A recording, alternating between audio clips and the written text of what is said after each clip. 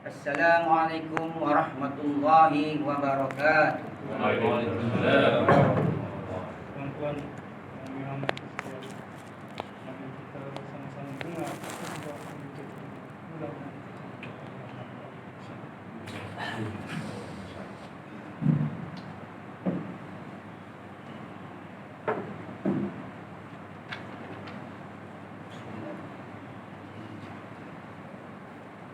Allahu Akbar, Allahu Akbar, Allahu Akbar, Allahu Akbar, Allahu Akbar, Allahu Akbar, Allahu Akbar, Allahu Akbar, Allahu Akbar, walillahil hamd. Alhamdulillahilladzi ja'ala hadzal yawma 'idan lil muslimin. Asyhadu an la syarika lah wa asyhadu anna Muhammadan abduhu wa rasuluh. Allahumma salli wa sallim ala sayyidina Muhammad wa ala alihi wa ashabihi ajma'in. Amma ba'du ya ibadallah, ittaqullah, usikum wa iyaya bitaqwallahi faqad fazal muttaqun. قال الله تعالى في كتابه العزيز يا أيها الذين آمنوا أطيعوا الله وأطيعوا الرسول وأولي الأمر منكم فإن تنازعتم في شيء فردوه إلى الله والرسول إن كنتم تؤمنون بالله واليوم الآخر Zalika khairun wa ahsanu ta'wila. Surah An-Nisa ayat 59. Bermaksud, wahai orang yang beriman, taatlah kamu kepada Allah dan taatlah kamu kepada Rasulullah dan kepada ulil amr, yaitu orang yang berkuasa daripada kalangan kamu. Kemudian, jika kamu berbantah-bantah, yaitu berselisihan dalam sesuatu perkara, maka hendaklah kamu mengembalikannya kepada kitab Allah, yaitu Al-Quran dan sunnah Rasulnya. Jika kamu benar beriman kepada Allah dan hari akhirat, yang demikian adalah lebih baik bagi kamu dan lebih elok pula kesudahannya. Allahu Akbar, Allahu Akbar, Allahu Akbar, walillahil hamd. Saudara-saudara yang dirahmati Allah sekalian, di pagi Syawal yang mulia ini, marilah sama-sama kita meningkatkan ketakwaan kita kepada Allah Subhanahu wa taala dengan bersungguh-sungguh melaksanakan segala perintahnya dan meninggalkan segala larangannya. Semoga dengan ketakwaan hasil dari didikan bulan Ramadan akan menjadikan kita seorang Muslim yang istiqamah dalam melaksanakan amal ibadah bagi memperolehi keampunan daripada Allah Subhanahu wa taala.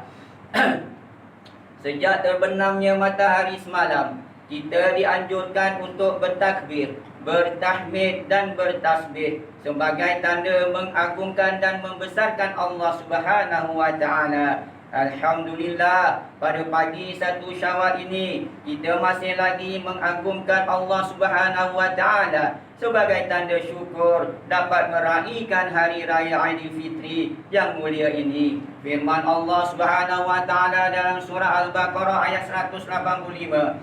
A'udzubillahi minasyaitonir rajim.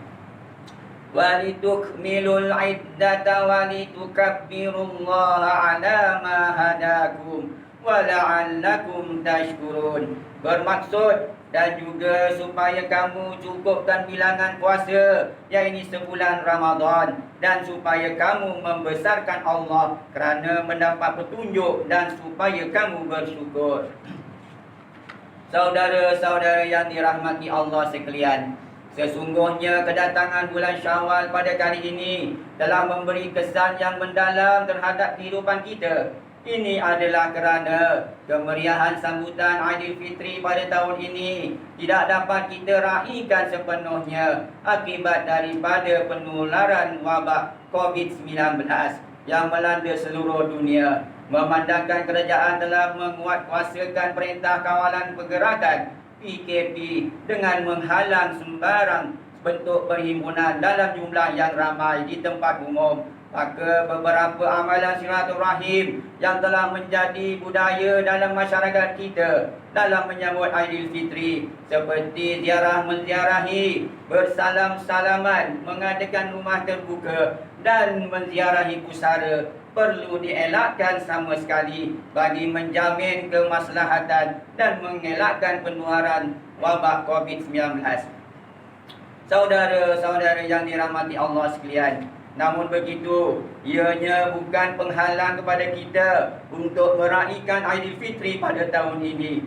Sebagai umat Islam yang beriman, kita perlu menyambut kemeriahan Aidilfitri dengan sentiasa memperbanyakkan dan meningkatkan amalan di bulan Syawal, seperti melaksanakan puasa sunat 6 Syawal, berdoa, berzikir dan beristighfar kepada Allah Subhanahu wa taala. Bagi amalan ziarah menziarahi, ianya boleh dilakukan dengan memanfaatkan kemajuan teknologi maklumat seperti menggunakan alat perhubungan dan media sosial sebagai pengganti diri. Manakala bagi amalan memberikan makanan dan membantu mereka yang dalam kesusahan, seperti orang miskin, anak yatim, golongan kurang upaya dan mereka yang memerlukan bantuan, ianya boleh dilakukan dengan mengikut tata cara yang telah ditetapkan oleh Majlis Keselamatan Negara dan Kementerian Kesihatan Malaysia. Saudara-saudara yang dirahmati Allah sekalian, dalam kita menyambut Aidilfitri ini, jangan kita lupa bahawa kita masih lagi berhadapan dengan musibah wabak COVID-19 ini. Oleh itu, bagi membendung penularan wabak ini, kita diingatkan agar sentiasa memelihara diri serta ahli keluarga kita dengan mengambil semua langkah-langkah pencegahan yang disarankan oleh Kementerian Kesihatan Malaysia, seperti sentiasa tetap duduk di rumah dan menjaga kebersihan diri. Selain daripada itu, sebagai umat Islam, kita wajib beriman dengan ketentuan qada dan qadar Allah Subhanahu wa taala. Kita perlu meyakini bahawa segala musibah yang menimpa pasti mempunyai hikmah kebaikannya. Dalam sebuah hadis yang diriwayatkan oleh Al-Imam Al-Bukhari daripada Abu Hurairah radhiyallahu an, bahawasanya Rasulullah sallallahu alaihi wasallam bersabda yang bermaksud, tidaklah seorang muslim yang ditimpa suatu penyakit dan keletihan, kegusaran dan kesedihan, gangguan dan kesusahan, bahkan duri yang melukainya, melainkan Allah Subhanahu wa taala akan menghapus kesalahan-kesalahannya. Riwayat Al-Imam Al-Bukhari. Saudara-saudara yang dirahmati Allah sekalian, justru mengakhiri khutbah ini, saya menyeru kepada saudara-saudara sekalian agar kita sentiasa mempertingkatkan amalan di bulan Syawal dalam menghadapi wabak COVID-19. Marilah kita hadapi ujian ini dengan penuh keimanan dan kesabaran. Yakinlah setiap ujian yang diberikan oleh Allah Subhanahu wa taala pasti ada hikmahnya, kerana semakin besar ujian yang Allah Subhanahu wa taala turunkan kepada kita, semakin besar pahala yang akan kita perolehi.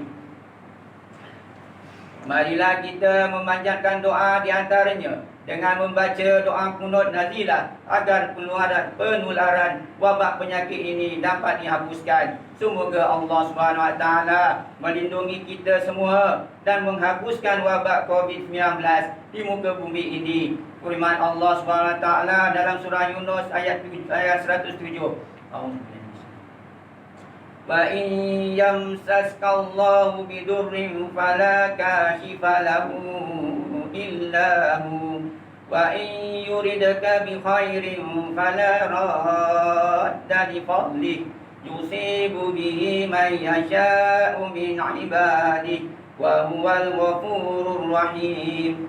Bermaksud, dan jika Allah mengenakan engkau dengan sesuatu yang membahayakan, maka tiada sesiapa pun yang akan dapat menghapuskannya melainkan Dia. Dan jika Ia menghendaki engkau beroleh sesuatu kebaikan, maka tiada sesiapa pun yang akan dapat menghalangi limpah kurnianya Allah Subhanahu wa taala. Allah SWT melimpahkan kurnia-Nya itu kepada sesiapa yang dikehendakinya dari hamba-hambanya, dan dialah yang dialah yang Maha Pengampun lagi Maha Mengasihani. Barakallahu li wa lakum bil Qur'anil azim wa nafa'ani wa iyyakum bima fihi minal ayati wa dzikril hakim wa taqabbala minni wa minkum tilawatahu innahu huwas samiul alim. Aqulu qawli hadza wa astaghfirullahal azim li wa lakum wa lisairil muslimina wal muslimat wal mu'minina wal mu'minat fastaghfiruhu fa ya fawzal mustaghfirin wa ya najatat taibin. Amin.